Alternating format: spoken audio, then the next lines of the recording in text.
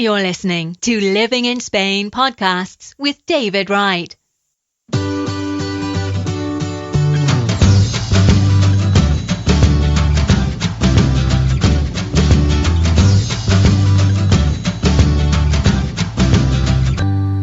So today on my show, I've got a very special guest, a good friend of mine, Alejandro Salvador from Salvador Tax and Legal.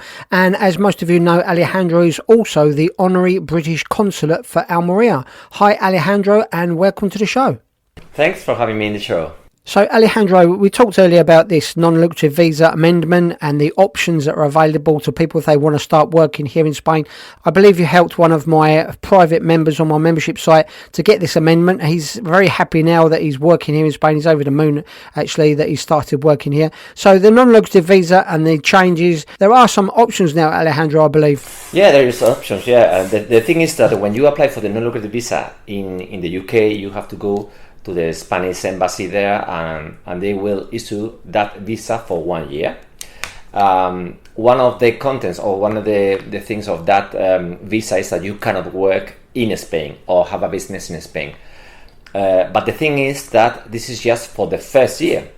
So you can come to Spain, and when you are going to renew, that you can do 2 months before expiring. So we are telling that it's going to be like 10 months after you are here.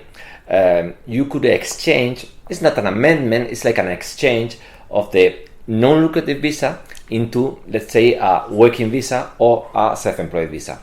You have, let's say that you have 3 options to renew that visa. The normal system that is the same that you use in the UK, that with your money, with the rest of the requirements, you just prove that you can live in Spain and you are not going to work. Or you can renew with this, let's say, exchange to 2 ways.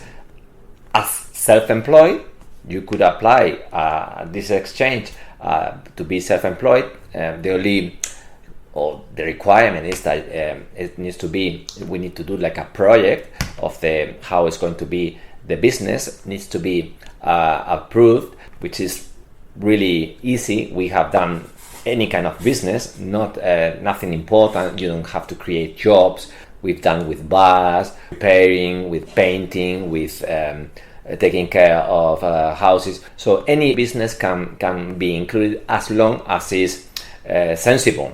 I always say that if you don't have money or a lot of money, you should not do a rocket company, for example. It should be sensible. Yeah. The investment or the money that you can prove that you have with the project that you are doing. We know that for some businesses you don't need much things. You can do it to work online, as I said, to do painting or. Yeah, that's exactly. Yeah, my friend is set up a painting business here. Today on my show we've got Alejandro Salvador from Salvador Tax and Legal. So Alejandro, I believe that British people that are coming here on the non-lucrative visa, a lot of them will need to work in the future, or possibly need to find some extra, a little bit of income, so they might want to work. So this is an option that could be open to them. Is that right? Yeah. That's the third option that you have to renew it. We said the first was as a normal non-lucrative visa, the second with a business, and the third option is if you have a job offer for a company in Spain. If you have a job offer, you can again exchange this non-lucrative visa or renew with a working visa with that job offer. So I mean, at the end of the day, if younger people or people that are looking to continue working in the future, it's just 10-11 months that they are not going to work, that they should live from at least in Spain, they should live somehow from the savings, but after that you are prepared to work, and as long as your offer is sensible, as your business is more or less sensible, you will get it. We have no negative feedback from the foreign office in any of the projects that we submit, so it's good news.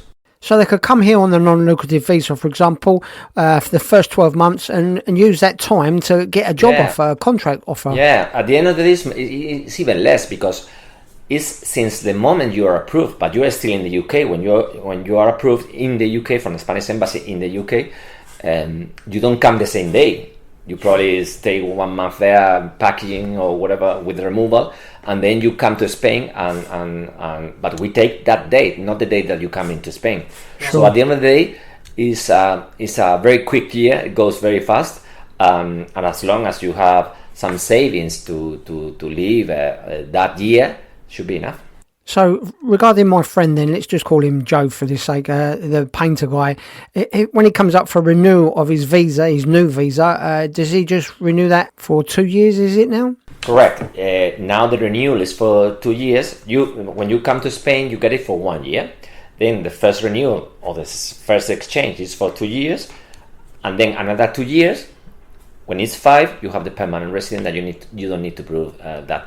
If he wants to, when he's going to renew in 2 years' time, he will have to have the business still, or maybe the business is not going or it's not working, he could go back to the old system of the non-lucrative visa and just prove with money. At the end of the day, I understand that what we want is that people stay here and that they live here and they spend the money in Spain somehow. Yeah.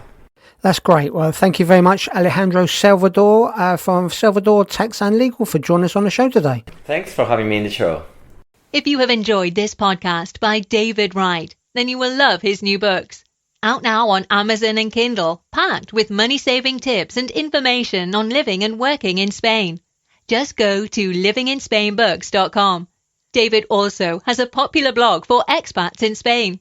Come and take a look now at BritishExpatsInSpain.com.